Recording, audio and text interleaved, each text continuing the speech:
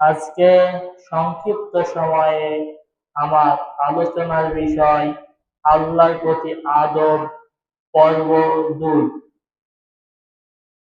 আমি আপনাদের সম্মুখে গত সপ্তাহে আল্লাহর প্রতি আদবের বেশ কিছু বিষয় আলোচনা করেছিলাম।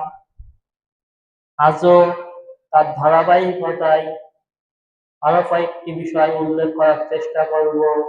আমার তৌফিকি ইল্লা বিল্লাহ। আল্লাহর প্রতি আদবের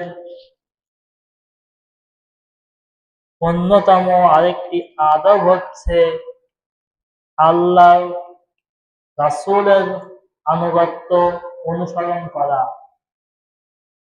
আল্লাহ তাআলা কোরআনুল কারীমের মধ্যে বলছেন, কুল ইন কুনতুম তুহিব্বুনাল্লাহা ফাত্তাবিউনি ইউহিব্বুকুমুল্লাহু ওয়া ইয়াগফির লাকুম যুনুবাকুম ওয়াল্লাহু গফুরুর রহিম। আল্লাহ বলছেন, হে নবী আপনি বলুন, যদি তারা আমি আল্লাহর ভালোবাসা পেতে চায় তারা যেন আপনি নবীর অনুসরণ করে। যদি তারা আপনি নবীর অনুসরণ করে আমি তাদেরকে ভালোবাসব এবং আমি তাদেরকে ক্ষমা করে দেব। নিশ্চয় আল্লাহ তাআলা ক্ষমাশীল। তার মানে আল্লাহ এখানে তার রাসূলকে বলছেন, হে নবী আপনি আপনার উম্মতদেরকে এই কথা বলুন, তারা যদি আমি আল্লাহর ভালোবাসা পেতে চায় তাহলে তারা কি করবে?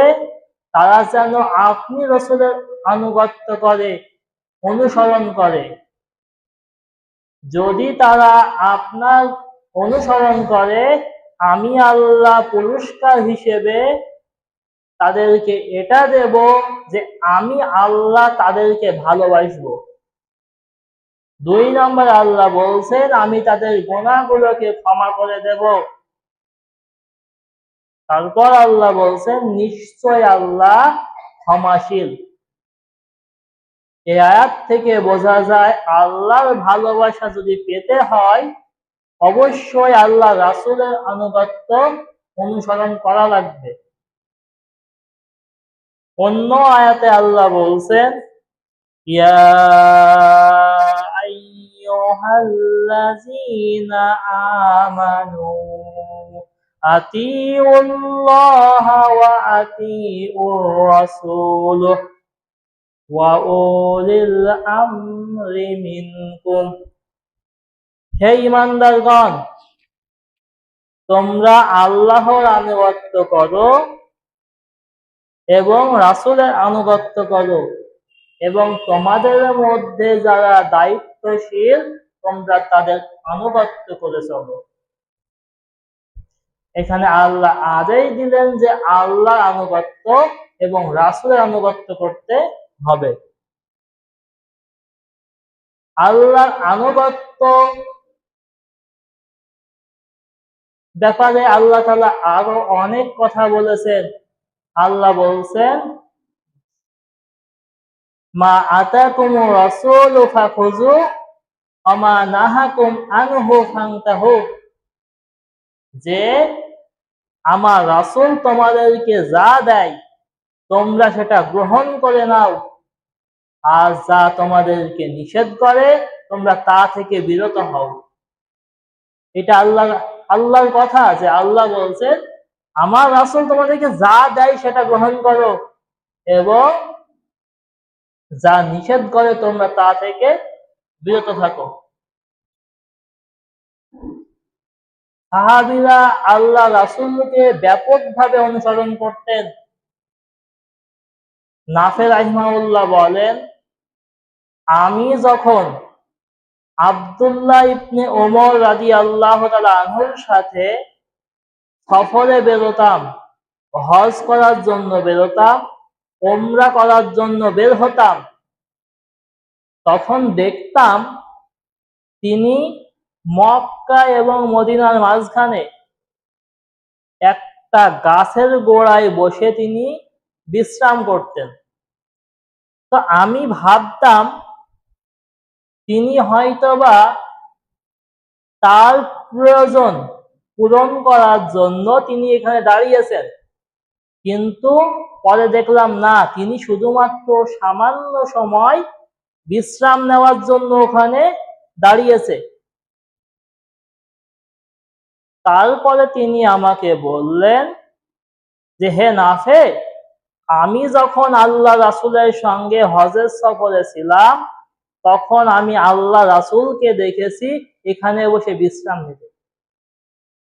আচ্ছা বলেন তো, বিশ্রাম নেওয়াটা এটা যার যার ব্যক্তিগত মত ব্যক্তিগত বিষয় কিনা? আমার যদি বিশ্রামের প্রয়োজন হয়, আমি এক জায়গায় দাঁড়িয়ে বিশ্রাম নেব, এটা স্বাভাবিক।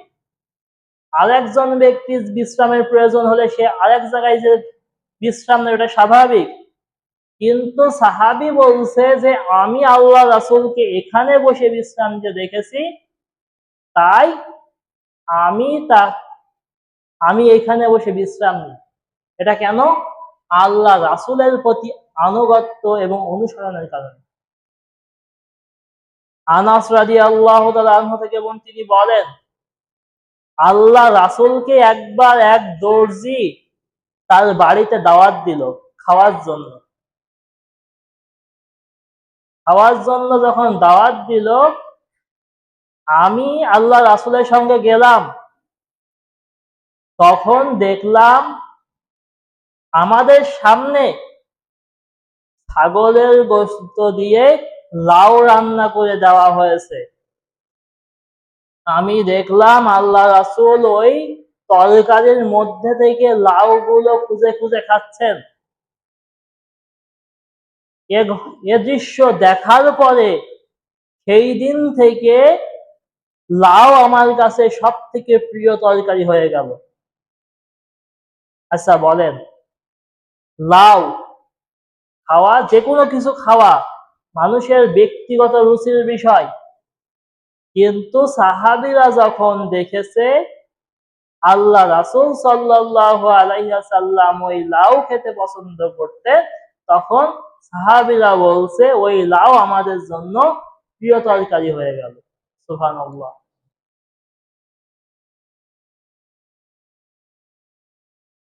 আর একটা ঘটনা উল্লেখ করি, এক সাহাবীর হাতে আল্লাহ রাসূল সাল্লাল্লাহু আলাইহি ওয়াসাল্লাম একদিন সোনার আংটি দেখতে পেলেন। তো আল্লাহ রাসূল সাল্লাল্লাহু আলাইহি ওয়াসাল্লামের নীতি ছিল তিনি কখনো কোনো মানুষকে সরাসরি কোনো কিছু বলতেন না। তো আল্লাহ রাসূল সাল্লাল্লাহু আলাইহি ওয়াসাল্লাম ইশারায় ইঙ্গিত দিয়ে বললেন যে তোমাদের মধ্যে কেউ কেউ সোনার আংটি ব্যবহার করে যা পুরুষের জন্য ব্যবহার করা জায়েজ নেই। এ কথা শুনে ওই সাহাবী নিজের আঙ্গুল থেকে আংটিটা খুলে টান মেরে ফেলে দিল। যখন এবার মজলিস থেকে যখন আল্লাহ রাসূল চলে গেলেন, কয়েকজন সাহাবী তাকে বলছে তুমি ওই আংটিটা কুড়িয়ে নাও, তোমার জন্য ব্যবহার করা জায়েজ নেই ঠিক আছে, তোমার পরিবারের মহিলারা তো এটা ব্যবহার করতে পারে, তুমি ওটা দিয়ে তোমার বাড়ির মহিলাদেরকে কোনো অলংকার বানিয়ে দিও। তখন ওই সাহাবী বলছে যেই জিনিস আমি আল্লাহ রাসূলের সামনে খুলে ফেলে দিয়েছি, ওই জিনিস আমি আর ফেরত নিতে পারবো না। এটা হচ্ছে আল্লাহ রাসূলের আনুগত্য। এভাবে সাহাবীরা আল্লাহ রাসূলের আনুগত্য করেছেন। আল্লাহ রাসূলের আনুগত্য কেউ যদি করে তার জন্য রয়েছে জান্নাত। আবু হুরায়রা রাদিয়াল্লাহু তাআলা আনহু থেকে তিনি বলেন, রাসূল সাল্লাল্লাহু আলাইহি ওয়াসাল্লাম বলেছেন, কুল্লু উম্মাতিন ইয়াদখুলুনাল জান্নাত, আমার প্রত্যেকটা উম্মত জান্নাতে প্রবেশ করবে, ইল্লা মান আবা, তবে যারা আবা অস্বীকারী তারা বাদ দিয়ে সাহাবীরা জিজ্ঞেস করলো, কিলা মান আবা ইয়া রাসূলুল্লাহ, হে আল্লাহ রাসূল, আবা কারা, মানে অস্বীকারী কারা? যারা অস্বীকার করবে। আল্লাহ রাসূল বলছেন, ফাকাদ আতানি ইয়াদখুলুনাল জান্নাত ফাকাদ আসানি মান আবা, যে ব্যক্তি আমার অনুসরণ করবে ওই ব্যক্তি জান্নাতে প্রবেশ করবে, আর যে ব্যক্তি আমার অনুসরণ করবে না, আমার অবাধ্যতা হবে, ওই ব্যক্তি অস্বীকারী, ওই ব্যক্তি জান্নাতে যেতে পারবে না। আল্লাহ রাসূলের যদি অনুসরণ করা না হয়, ওই ব্যক্তির আমল ধ্বংস হয়ে যাবে। আল্লাহ বলছেন, ইয়া আইয়ুহাল্লাযীনা আমানু আতিউল্লাহা ওয়া আতিউর রাসূল ওয়া লা তুবতিলু আমালাকুম। হে ঈমানদারগণ, তোমরা আল্লাহ আনুগত্য করো এবং রাসূলের আনুগত্য করো এবং তোমাদের আমল সমূহকে নষ্ট করে দিও না। তার মানে আল্লাহর অনুগত্য যদি না করা হয়, রাসূলের অনুসরণ যদি না করা হয়, আল্লাহ বলছেন তোমাদের আমলগুলো নষ্ট হয়ে যাবে। এজন্যই আমাদের উচিত সর্বদা সব সময় আল্লাহ রাসূলের আনুগত্য করা। আল্লাহর প্রতি আরেকটি আদব হচ্ছে, আল্লাহ তাআলা আমাদেরকে যে আদেশ করেছেন, যে নিষেধ করেছেন, সেগুলো সম্পর্কে নির্দ্বিধায় মেনে নেওয়া। আমাদের যে আদেশ দেওয়া হয় সেটা কি করা? নির্দ্বিধায়, কোনো দ্বিধাদ্বন্দ্ব না রেখেই মেনে নেওয়া। আল্লাহ তাআলা বলছেন, ফালা ওয়া রাব্বিকা লা ইউমিনুনা হাত্তা ইউহাক্কিমুকা ফীমা শাজারা বাইনাহুম সুম্মা লা ইয়াজিদু ফী আনফুসিহিম হারাজাম মিম্মা কাদাইতা ওয়া ইউসাল্লিমু তাসলিমা। আল্লাহ বলছেন, তোমাদের রবের কসম, তোমাদের রব এই কসম করছেন যে তোমরা ততক্ষণ পর্যন্ত ঈমানদার হতেই পারবে না। তো কখন? যখন তোমাদের মধ্যে কোনো বিচার ফাইসালা হয় এবং তার ব্যাপারে হে নবী আপনাকে তারা বিচারক হিসেবে মেনে না নেয়। আল্লাহর কথা কি, যে ওই ব্যক্তি তারা ততক্ষণ পর্যন্ত ঈমানদার হতেই পারবে না যতক্ষণ না আপনাকে তাদের বিচার কার্যের বিচারক মেনে না নেয়। অতঃপর আপনি যে ফয়সালা করে দিবেন, সেই ফয়সালাটা তারা সন্তুষ্টি চিত্তে তারা মেনে নেবে। আল্লাহর কথা হচ্ছে যে আল্লাহ কসম করে বলছেন, হে নবী তারা ঈমানদার হবে না যতক্ষণ না তারা আপনাকে বিচারক মানবে। আর আপনি বিচার করে যে রায় দেবেন, ওই রায়কে তারা সন্তুষ্টি চিত্তে মেনে নেবে। তাহলে তারা সেটা হবে তাদের ঈমানের পরিচয়।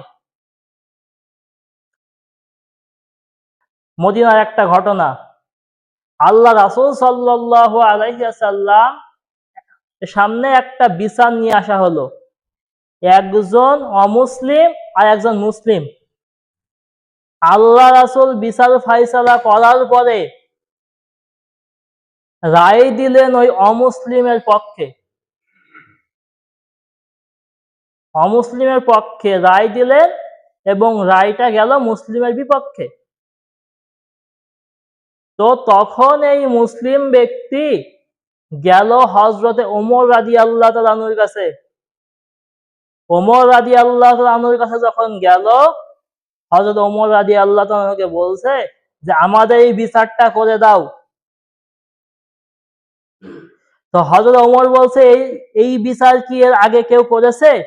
তখন ওই যে মুসলিম ব্যক্তি বলছে, হ্যাঁ, আল্লাহ রাসূল এই বিচারটা করেছে এবং আমার বিপক্ষে রায় দিয়েছে, তুমি সঠিকভাবে বিচার করে দাও। তখন হযরত ওমর বলছে, তুমি দাঁড়াও, আমি ভিতর থেকে আসছি। ভিতরে গিয়ে তরবারি নিয়ে সেই মুসলিম ব্যক্তির ঘাট, বডি থেকে, শরীর থেকে তার মাথাটা আলাদা করে দিল। পুরো মদিনায় খবর পৌঁছে গেল। তখন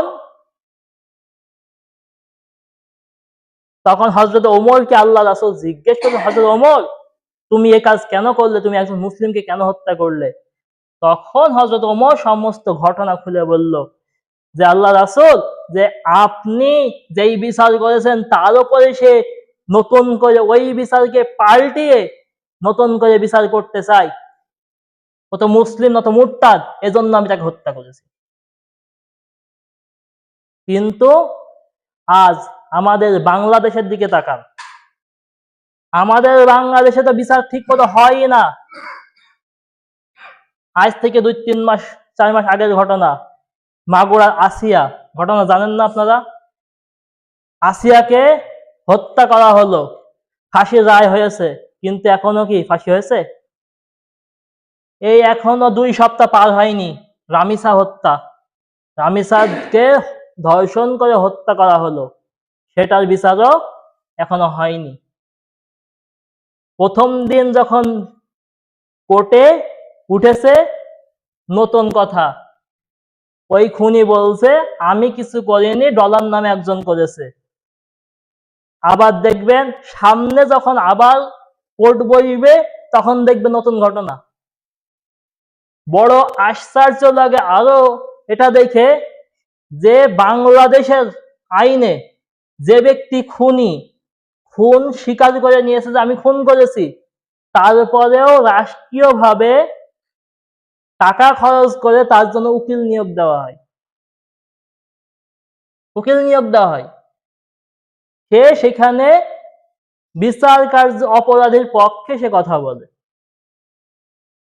শুধু তাই নাকি, যখন জনগণ বারবার প্রতিবাদ করছে আর বলছে যে শরীয়ত মানে ইসলাম যে বিধান দিয়েছে, শাস্তির বিধান, ওই অনুযায়ী বিচার করতে হবে, তখন আমাদের দেশের এক শ্রেণীর মন্ত্রী তারা হাসতে হাসতে বলে কি, আমরা কি এখন মধ্যযুগে আছি? এটা মধ্যযুগীয় আইন, আমরা যেহেতু মধ্যযুগে নেই, এটা এখনো তদন্ত হবে, তারপরে বিচার হবে। যে ব্যক্তি আল্লাহর দেওয়া আইনকে মধ্যযুগী আইন বলতে পারে, ওই ব্যক্তি কি মুসলমান আছে? সে নামাজ পড়তে পারে, সে হজ করতে পারে, সে যাকাত দিতে পারে, সে ব্যক্তি মুসলমান নেই। কিন্তু একটা সত্য কথা বলি, ইসলামের যে বিধান, যে জেনা যদি কোনো বিবাহিত পুরুষ করে বা ধর্ষণ করে, তার যে শাস্তি, তাকে বুক পর্যন্ত মাটিতে পুঁতে দিয়ে তাকে পাথর মেরে হত্যা করতে হবে। ওই বিচার যদি বাংলাদেশে একটা করা হয়, বাংলাদেশের মানুষ ধর্ষণ এই শব্দটা ভুলেই যাবে। মানে একজনকে যদি শাস্তি দেওয়া হয়, তাদের দেখা দেখি বাংলাদেশের মানুষ এই ধর্ষণ শব্দটাই ভুলে যাবে। কিন্তু আমাদের রাষ্ট্র এমন ভাবে চলছে যে মনে হচ্ছে যে আল্লাহর বিধান তাদের কাছে কিছুই না। আবার ভোটের আগে তারাই বড় বড় কথা বলেছে যে আমরা মদিনার ইসলাম চাই। মদিনার ইসলামে কি ধর্ষণ ছিল? ধর্ষণ থাকলেও শাস্তি ছিল, কিন্তু আমরা শাস্তি দিতে পারছি না। আবার আমরা এসি ঘরে বসে বড় বড় কথা বলছি। আল্লাহর বিধান যদি মেনে নিতে কষ্ট হয়, সে আর মুসলমান থাকে না। আল্লাহ সে কথাই বলছেন, তোমার রবের কসম, তারা ইমানদার হতে পারবে না যতক্ষণ না তাদের যে বিচারের ক্ষেত্রে আপনাকে না মানে। এখন বিচারের ক্ষেত্রে আল্লাহ রাসূলকে কিভাবে মানবো? আল্লাহ রাসূল বিদায় হজের ভাষণে বলছেন, তারাক্তু ফিকুম আমরাইন, আমি তোমাদের জন্য দুইটি জিনিস রেখে যাচ্ছি, মাং তাদিল্লু মাং তামাসসাকতু বিহি কিতাবাল্লাহ ওয়া সুন্নাতি নবিয়্যি, যে আমি তোমাদের জন্য দুইটি জিনিস রেখে যাচ্ছি, আঁকড়ে ধরো, কোনোদিন পথভ্রষ্ট হবে না। একটা হচ্ছে আল্লাহর কিতাব, আর একটা হচ্ছে আমার সুন্নাত। আল্লাহর কিতাব আর রাসূলের সুন্নতের মধ্যে কি রাষ্ট্র গঠনের বিচার ফয়সালা নেই? সেটাই মানতে হবে। সেটা যদি না মানে, কেউ যদি অস্বীকার করে, ওই ব্যক্তি কাফের হয়ে যাবে। তো আমরা, আমাদের কথা হয়তো রাষ্ট্রের যারা দায়িত্বশীল তাদের পর্যন্ত পৌঁছাবে না, যদি কোনোভাবে মিডিয়ার মাধ্যমে পৌঁছে যায়, আমাদের একটা দাবি হচ্ছে, একটা বিচার করেন আল্লাহর আইন দিয়ে, দেখবেন বাংলাদেশ থেকে অপরাধ কমে যাবে। আল্লাহ সুবহানাহু ওয়া তাআলা আমাদেরকে বোঝার তৌফিক দান করুক। আল্লাহর প্রতি আদবের আরেকটি আদব হচ্ছে আল্লাহকে ভয় করে চলা। আল্লাহ তাআলা বলছেন, ইয়া আইয়ুহাল্লাযীনা আমানুত্তাকুল্লাহা হাক্কা তুকাতিহি ওয়া লা তামুতুন্না ইল্লা ওয়া আনতুম মুসলিমুন। হে ঈমানদারগণ, তোমরা আল্লাহকে ভয় করো যেভাবে ভয় করা উচিত, এবং তোমরা মুসলমান না হয়ে মৃত্যুবরণ করো না।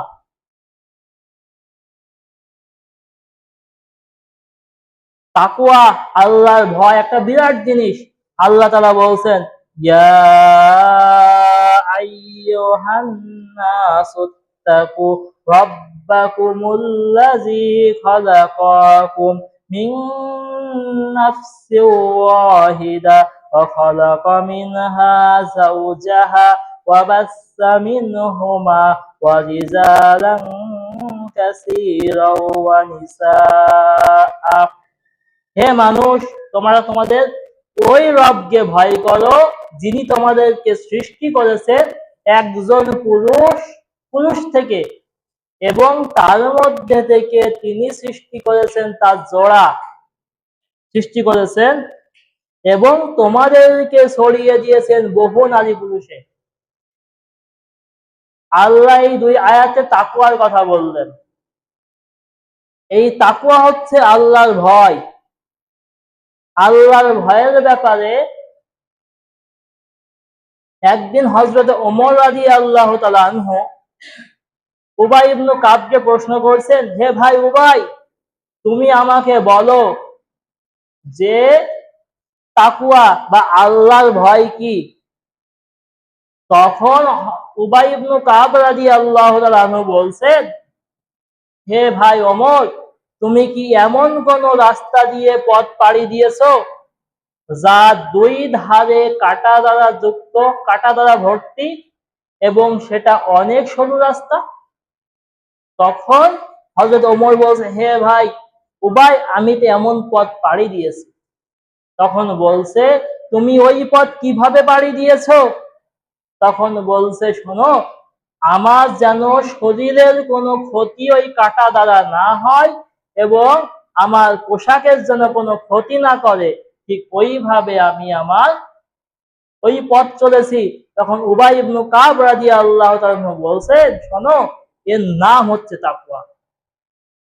সমাজে পাপ পঙ্কিলতা থাকবে, কিন্তু সেই পাপের মধ্যে থেকে আমাদেরকে বাঁচিয়ে রাখতে হবে, এর নাম তাকওয়া। তাকওয়ার আরেকটা ঘটনা আপনাদেরকে শোনাই। নাফে রাহিমাহুল্লাহ তিনি বলেন, আমি একদিন আব্দুল্লাহ ইবনে ওমরের সাথে করে নিয়ে আমরা একটা সফরে বের হলাম। মরুভূমির মধ্যে হঠাৎ করে আমাদের খাওয়ার সময় হয়ে গেল। তখন আমরা খাবারের জন্য মরুভূমিতেই বসে পড়লাম। সেই সময় একজন রাখাল আমাদেরকে সালাম দিল এবং আমাদের পাশ দিয়ে চলে গেল। ইবনে ওমর রাদিয়াল্লাহু তাআলা আনহু তখন ওই রাখালকে ডাকলেন, হে ভাই রাখাল, এদিকে এসো। যখন ওই রাখাল ব্যক্তি আমাদের সামনে আসলো, তখন ইবনে ওমর বলছে, আমাদের সঙ্গে তুমি খাদ্য গ্রহণ করো, আমাদের সঙ্গে তুমি খাও। তখন ওই রাখাল বলছে, আমি রোজা রেখেছি, আমি খেতে পারবো না। তখন ইবনে ওমর রাদিয়াল্লাহু তাআলা আনহু বলছে, তুমি এখন তো রমজান মাস নয়, তুমি নিশ্চয় নফল রোজা রেখেছো, তুমি তোমার রোজাটা ভেঙে ফেলো, এই গরমে কষ্ট করে রোজা রাখার দরকার নেই। তখন ওই রাখাল বলছে, আমি আমার আল্লাহকে খুশি করার জন্য শেষ দিবসে আল্লাহর কাছ থেকে মুক্তি পাওয়ার জন্য রোজা রেখেছি, আমি রোজা ভাঙবো না। ইবনে ওমর রাদিয়াল্লাহু তাআলা মনে মনে চিন্তা করছেন, যেই ব্যক্তি আল্লাহর ভয়ে রোজা ছাড়ছে না, তাকে একটু পরীক্ষা করে দেখা যাক। তখন ইবনে ওমর রাদিয়াল্লাহু তাআলা ওই রাখালকে বলছে, তুমি তোমার এই ছাগলের পাল থেকে আমার কাছে একটা ছাগল বিক্রি করে দাও, ওই ছাগলটা আমি জবাই করব এবং সেখান থেকে কিছু গোশত আমি তোমাকে হাদিয়া দেব।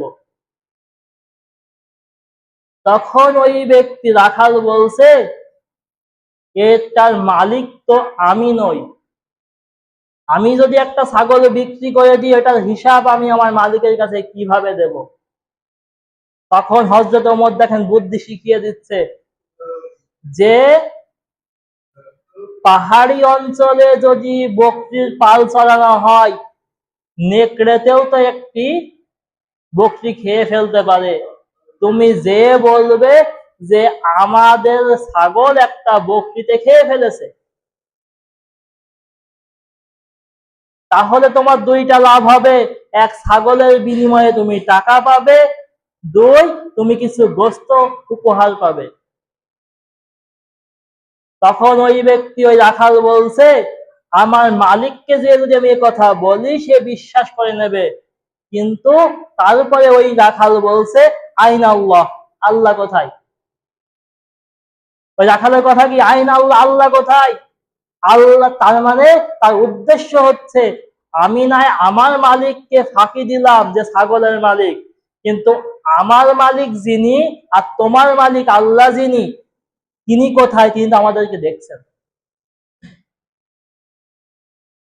তখন হযরতে ইবনে ওমর রাদিয়াল্লাহু তাআলা আনহু মদিনায় ফিরে গেলেন।